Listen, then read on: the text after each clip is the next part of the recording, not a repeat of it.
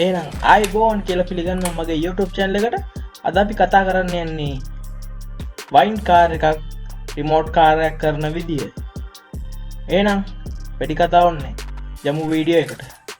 මම මෙන්න මේ වගේ පරණ රිමෝට් කාර් එකක් ගත්තා. මේක නම් ගත්තේ මේ ඔල්ලා ස්ටියරින් එක ගන්න ඕනේ නේද? මේකේ රෝදෙකුත් නැහැ.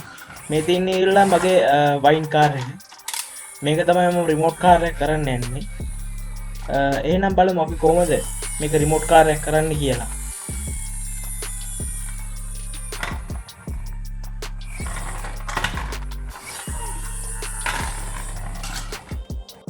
මුලින්ම ඔන්න ඔය විදිහට අපේ වයින් කාර් එක මේ පල්ලෙහා කැලේ ගලව ගන්නවා. මේක ඇන නැහැ.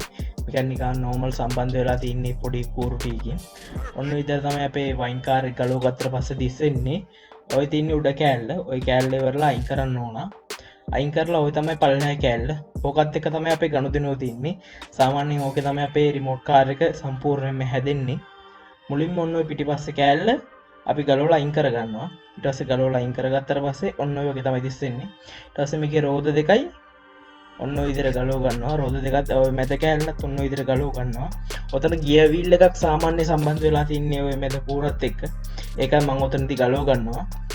ඊට පස්සේ ගියර් වීල් එක සම්බන්ධ වෙලා තිබ්බ කූර ගලවගෙන ඒ කූර සම්පූර්ණ ක්ලීන්. ඊට පස්සේ ඔය වගේ හීට් කරන ටියුබ් එකක් දාගන්නවා. ඒ ටියුබ් එක දාගෙන ඔය විදිහට ගියර් වීල් එකක් දාගන්නවා.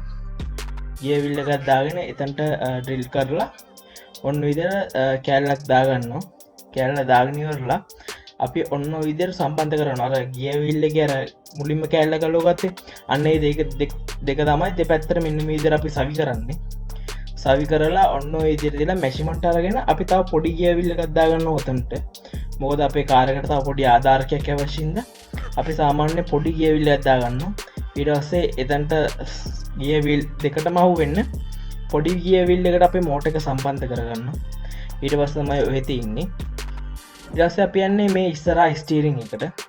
ඉස්සරහා ස්ටියරින් එකට තියෙන්නේ මම ඔය PVC පයිප් දෙකක් තියෙන්නේ.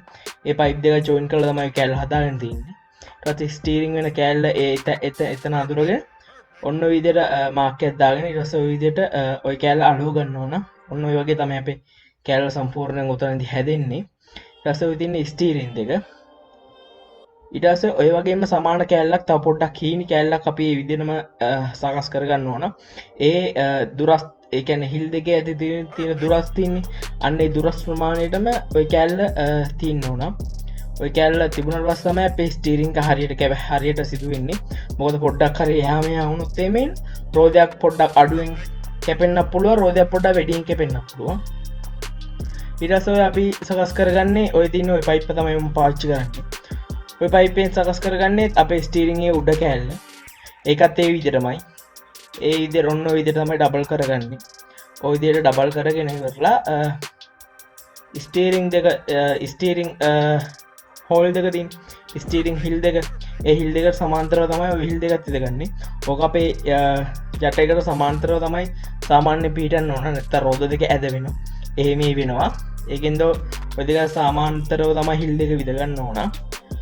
ඔන්න ඔය විදිහට තමයි අපේ ඔය කෑල්ල සකස් වෙන්නේ. ඔය විදිහට දෙපැත්තෙන් අයින් වෙලා ඔන්න ඔය විදිහට වටේ රවුන්ඩ් වෙනවා. ඊට පස්සේ පොඩි මාක් එකක් දාගෙන ඉවරලා අපි මේ හිල් දෙක අතර දුර ප්‍රමාණය මාක් කරගන්නවා. මාක් කරගෙන ඉවරලා ඩ්‍රිල් කරගන්නවා.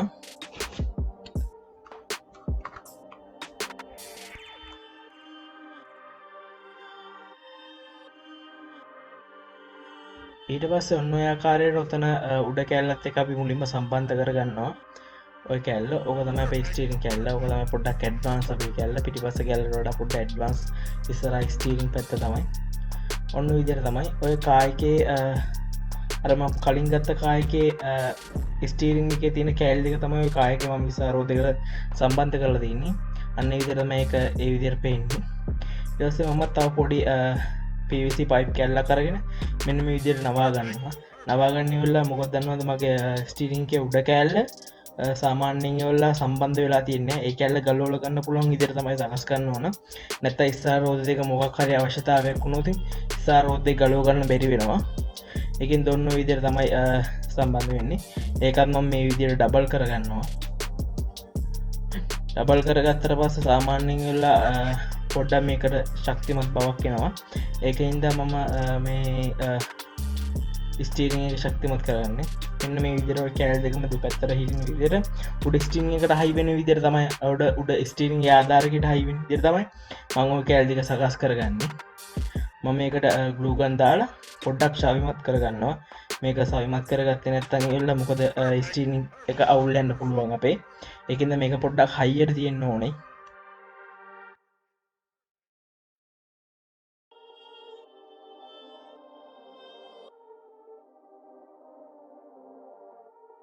ඊට පස්සෙවරලා මම ස්ටීරිං එක දැන් ඔතන්ට සම්පන්ධ කරගන්න ඔන්න ඔය වගේ ඉටසෙල්ලා සාමාන්‍යෙන් ඔය කොන් හතර තියන්නේ එන්නේ කොන් හතරින්වරලා හිල් හතරක් විදගෙන මේකට ඇන හතරත්දාගන්න යට පැත්තෙන් මොකද අපේ මංගිස්සල කිවවාගේ අපේ උඩ කෑල්ල අපි ගලොල්ල එලියට ගන්න ඕන.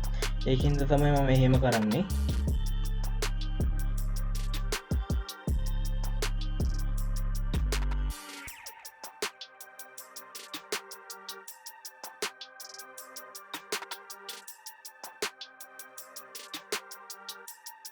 ඊට පස්සෙවරලා ම ස්ටරිං වන කෑලතින් අන්න ස්ටීරිං වන කෑල්ට මෙන්න මේ දෙපැත්තර විදියට දෙපැත්තර හිදන කොක්කවගේ හිදිනවිද මේවයි කෑල් දෙක සකස් කරගන්නවා. ඊට පස්සෙවල්ල මම සාමාන්‍ය ස්ප්‍රින් එකක් කරගෙන මෙන්න විද ස්පින්න කෙලින් කරගන්නවා. කෙලින් කරගෙනවෙල්ලා මේ විදිර සාමාන්‍ය කොක්කක් විදිර හදාගන්නවා. මේ ස්පින්න එක හිද තම අපේරෝදය හැරුණාට පස්සේ කෙලින් වෙන්නේ. එක පොඩක් අවධානය බඩන්න මම ඒකවෙල්ලා ඔන්න වගේ තමයි ස්පින් එක සාමාන්‍ය පොඩ ටෙන්ෂන් එක තියෙන ස්පින් එකක් වෙන්නවා. ඒ ස්පින් එක හින්ද තමයි අපේ රෝදේ කෙඩින් වෙන්නේ. ටසෝ ස්පින් කෑල්ල කොක්කවගේ හදාගත් ස්පින් කෑල්ල අර කොකු දෙකට වගේ සම්බන්ධ වෙන්න කෙලින් හයි කරගන්නවා. කෙන්ද ඔන්න කොකු දෙකට දාගත්තර පස්සෙවෙල්ල ඔය විදිර කෙලින් හයි කරගන්නවා. කෙනෙ රෝධ දෙක කෙලින් තියන්න නොය දෙක හැරවෙද්දි ටසම අතට ගලු ගන්දාලා ඒක දෙක එහෙම සවි කරගෙන තියෙනවා. දෙම ඔබට පේනවා ස්ටීරිං එක රෝධ නිකම්ම නෝමල් කෙලින් වෙනවා. ඉට පස්සෙවෙල්ල මම යොදාගත්තා පරණ කාර්යක මෙන්න මේ වගේ ස්ටීරිං කෑල්ලක් මේක දැන් කලවලෝබට පෙන්න්නන මෙන්න මේ ආකාරයට මෙන්න මේ ඇතුළ මෙන්න මේ යෝගේ තමයි ගියවිල් සාමාන්‍ය තුනකින් තමයි ක්‍රියා කරන්නේ. මේ විදිර තමයි මේක ඇතුළ සම්බන්ධ වෙලා තින්නේ. ඉටස්සේ මේක තමයි වරලා අපි ගියවිල්ලට සම්බන්ධ කරන්නේ. අර අප ස්ටීරිං වෙන කෑල්තින් අන්න එතයි මෙන්න මේ වගේ මැතින් ගාන්ට දාගන්න ස්පොක්කෝර් කෑල්ලා ඉරවස එක යට හෝල්ල එකතින් ඒ විදියට ඉටන විදියට සම්බන්ධ කරගන්නවා. සම්බන්ධ කරන ගලූගන්දාලා සිට් කරගන්නවා. ඊටවසේ මම මගේ රෝතත් පොඩ්ඩක් අප්ඩේට් කරගත්තා. මෙන්න මේ විදියට ටියව් කැලි ටියක් කරගෙන ටියව් කැල්ටික මෙන්න මේ විදිර අලෝගත්තා. ටියව් කැලි අලෝගෙන මෙන්න විදියට මගේ රෝධවලට දාගන්නවා.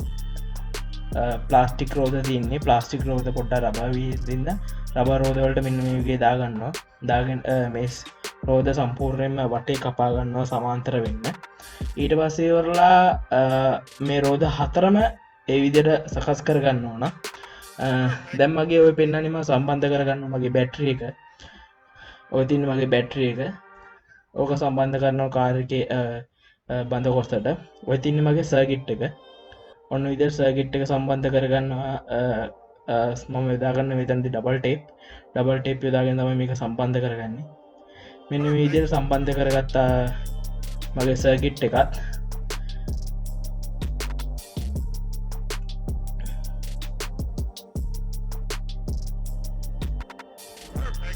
මෝටස්වල්ට වයරගෙන ඉවල්ලා මෙන්න මේ විදිට සගිට් එක සම්බන්ධ කරලා තියෙනවා.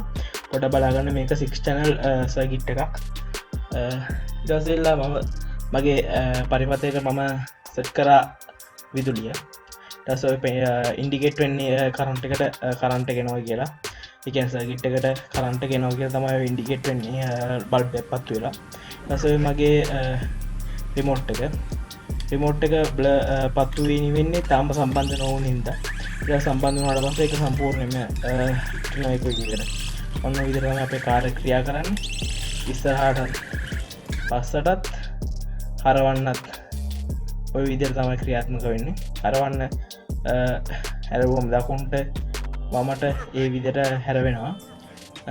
ඔන්න අපේ කාරක සම්පූර්ණය ෆිනික්ෂන්න රදීනවා. ඔය කාරකේ උඩ කෑලනික නෝමල් සම්බන්ධ කරගන්න තින්නේ එක උඩින් තියලා වහන්න පුළුවන්. ඔය අපේ කාරක ස්ටීරිං එක. ඔන්න විදිරම අපේ කාරකේ ස්ටීරිං එක සිදුවෙන්නේ.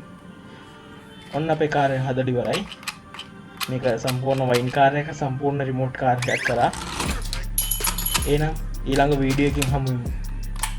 අපේ YouTube channel එක තාම subscribe කරලා නැත්නම් දැන් subscribe කරන්න. වීඩියෝට like කරන්න, comment කරන්න, share කරන්න. එහෙනම් ගිහින් එන්න.